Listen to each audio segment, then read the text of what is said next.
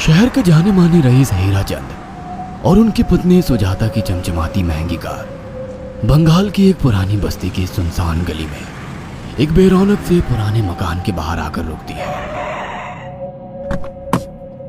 सुजाता, ये तुम मुझे किस जगह लेकर आई हो? ये तो कोई गरीबों की बस्ती लगती है, यहाँ ऐसा क्या है? हीराचंद की कुछ भी समझ में नहीं आ रहा था कि सुजाता उसे ऐसी अजीब सी जगह क्यों लाई है, जिस मकान में दिन में भी अंधेरा दिख रहा था और धुआं उठ रहा था। आप मेरे साथ अंदर चलिए, सब समझ जाएंगे। यहाँ हमारी हर समस्या का समाधान मिलेगा। सुजाता और हीराचंद आशंकित कदमों से उस मकान में दाखिल होते हैं। तभी उन्हें किसी महिला की बाहरी आवाज सुनाई पड़ती है। चले आओ, चले आओ। हीराचंद ने देखा कि उस मकान के अंदर अंधेरा था। अचानक हीराचंद की निगाह एक कमरे की ओर पड़ी, जिसके अंदर हल्की हल्की सी रोशनी आ रही थी और उस कमरे के अंदर से धुआं उठ रहा था। शायद उस कमरे के अंदर आग जल रही थी। है, ये किसकी आवाज है? यहाँ इतना अंधेरा क्यों है और ये धुआं कैसे उठ रहा है? मेरा तो यहाँ दम घुट रहा है। सुजाता और हीराचंद धीरे धीरे कदमों से उस कमरे के अंदर चले गए। अंदर वाले कमरे में बिखरे बाल वाली एक खूबसूरत सी बूढ़ी औरत सामने जल रही आग में एक मुर्गी की गर्दन काटकर उसका खून गिरा रही थी और मुर्गी का शरीर छटपटा रहा था। ये देखकर सुजाता को उबकाई आने लगी। हीराचंद ने सुजाता की ओर देखकर कहा, तुम ही मुझे यहाँ लेकर आई हो और खुद ही घबरा रही हो।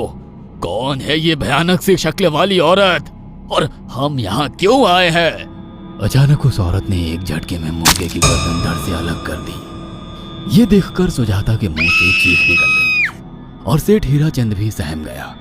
वो बहुत डरावना नजारा था। ये अघोरा ताई हैं। ये हमें अपनी काली तंत्र विद्या से संतान सुख प्रदान कर सकती हैं। इसलिए मैं आपको यहाँ लेकर आई हूँ। कैसी बात करती हो? जहाँ बड़े से बड़े डॉक्टर सफल नहीं हुए, वहाँ ये मामूली औरत क्या कर लेगी? हीराचंद की बात सुनकर अघोरी ताई ने गुस्से से हीराचंद की ओर देखकर कहा, नादान हीराचंद, काली विद्या में इतनी शक्ति है कि मरे को भी जिंदा कर दे। संतान पैदा कराना कौन सा मुश्किल है? तुम्हें मेरा नाम कैसे पता? क्या तुम सच में हमें संतान सुख दिला सकती हो? तुम जितनी दौलत मांगोगी मिल जाएगी, अगर ये संभव है तो। संतान का नाम सुनते ही हीराचंद की आंखों में चमक आ गई। वह संतान के लिए कुछ भी कर सकता था। तुम लोगों को मुझे एक नवजात शिशु लाकर देना होगा। मैं उस शिशु की बलि चढ़ा दूंगी और फिर वही शिशु तुम्हारे घर में फिर से जन्म लेगा। नवजात शिशु की बलि का नाम सुनते ही सुजाता और हरिचंद डर के मारे सिहर गए, पर उनकी आंखों में उनकी संतान का सपना ज्यादा बड़ा था। वो सब करने को तैयार थे। अघोरा ताई, आप जैसा कहेंगे हम वैसा करेंगे। बस हमें संतान सुख दिला दो। बिना वारिस के हमारी दौलत किस काम की? संतान सुख के लिए अंधे हो चुके सुजाता और हरिचंद अपनी नौकरानी शीला से एक नवजात बच्ची चोरी करवा के अघोरी ताई को दे देते हैं।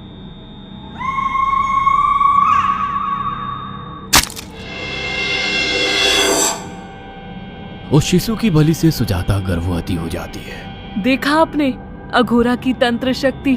मुझे उस पर पूरा भरोसा था। चलो चलकर उन्हें धन्यवाद कहते हैं। हीराचंद और सुजाता अघोरा ताई के पास पहुंचते हैं। वो दोनों बहुत खुश थे और अघोरा पर उन्हें अंधविश्वास हो गया था। अघोरा ताई, आप महान तंत्रिका है। आपने वो चमत्कार कर दिखाया जो बड़े बड़े डॉक्टर नहीं कर सके। ये काली विद्या है बेटा। अगर तुम दोनों चाहो तो मैं इस विद्या से तुम दोनों को हमेशा के लिए जवान बना सकती हूँ। क्या सच में ऐसा संभव है? हाँ बिल्कुल, पर इसके लिए तुम्हें जवान लड़के और लड़कियों की बलि चढ़ानी होगी। तुम उन्हें यहाँ तक लाओ, बाकी मैं देख लूंगी। जवान रहने की लालच में अंधे सुजाता और हरिचंद एक अनाथ आश्रमों से हर रोज एक लड़की या लड़के को गोद लेने के बहाने अघोरी के पास बलि चढ़ाने ले जाने लगे। और एक दिन अघोरी ताई ने हीराचंद और सुजाता से इंसानी मांस खाने को कहा। पूरी तरह से इंसान से हैवान बन चुके अब वो दोनों इंसानी मांस खाने के लिए तैयार भी हो गए। ये गर्म खून और मांस खाकर तुम लोगों की उम्र भी बढ़ जाएगी। खाओ इसे। हाँ, सच में ये इंसानी मांस बड़ा स्वादिष्ट है। अघोरा ने अपनी बातों में फंसाकर सुजाता और हरिचंद को नरभक्षी बना दिया था। वो तीनों हर दिन बलि चढ़ाकर खून पीकर मांस खाने लगे। नौकरानी शीला भी नए शिकार लाने में उनकी मदद करती थी, मगर एक दिन शीला को शिकार नहीं मिला। मेम साहब, आज एक भी शिकार हाथ नहीं लगा और मैं बहुत थक गई हूँ और घर जाकर थोड़ा आराम करना चाहती हूँ। कोई बात नहीं शीला, एक छोटा सा काम है, तुम हमारे साथ चलो, लौटते में हम तुम्हें घर छोड़ देंगे। जी मेम साहब। शीला नहीं जानती थी कि शिकार नहीं मिलने से सुजाता और हरिचंद अंदर से बौखला गए थे और उनके दिमाग में एक शैतानी चाल चल रही थी। सुजाता, ये बेहोशी की दवा है। शीला के कार में बैठते ही तुम उसे सुंघा देना। आज हमें इसी की बलि देनी होगी। इसने हमारे यहाँ का बहुत खाना खाया, अब हम लोग इसे खाएंगे। वैसे भी ये आगे चल के हमारे लिए खतरा बन सकती थी।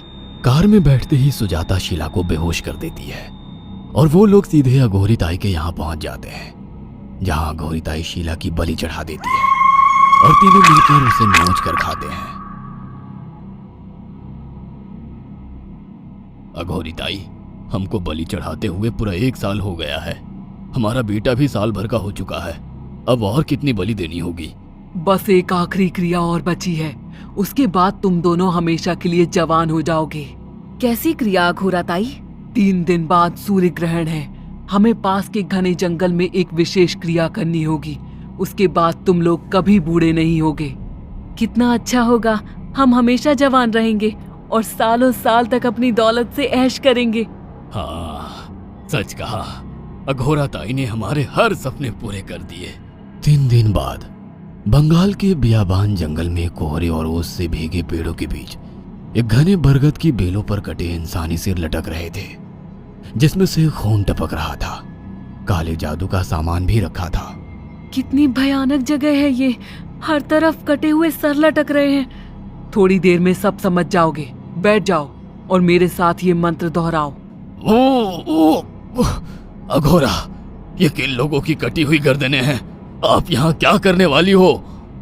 हीराचंद की बात सुनकर अघोरा जोर जोर से हंसने लगी और उसने एक शैतानी हंसी हंसते हुए हीराचंद की ओर देखकर कहा, तुम जैसे ही लोगों ने अपनी इच्छाओं को पूरा करने के लिए इन लोगों की बलि चढ़वाई है और फायदा उठाया है। अब तुम दोनों आंखें बंद करके यहाँ बैठ जाओ और मेरे साथ मंत्रों को दोहराते जाओ।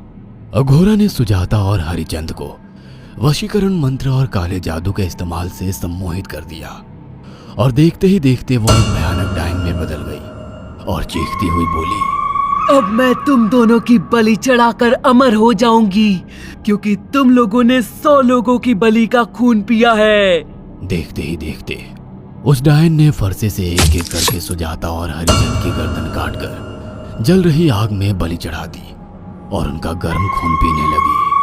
जब तक तुम जैसे मूर्ख और लालची लोग अपने फायदे के लिए दूसरों को मेरे पास लाते रहेंगे, मैं उनका फायदा उठाकर ऐसे ही उनकी बलि चढ़ाती रहूंगी।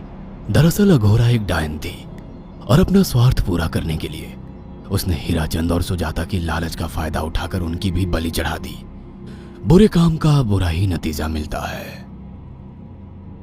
अगर आपको हमारी ये कहानी पसंद आई हो तो इसे लाइक और शेयर करना ना भूलें। साथ ही ऐसी और नई कहानियों के अपडेट्स पाने के लिए हमारे चैनल अक्षु टीवी को जरूर सब्सक्राइब करें।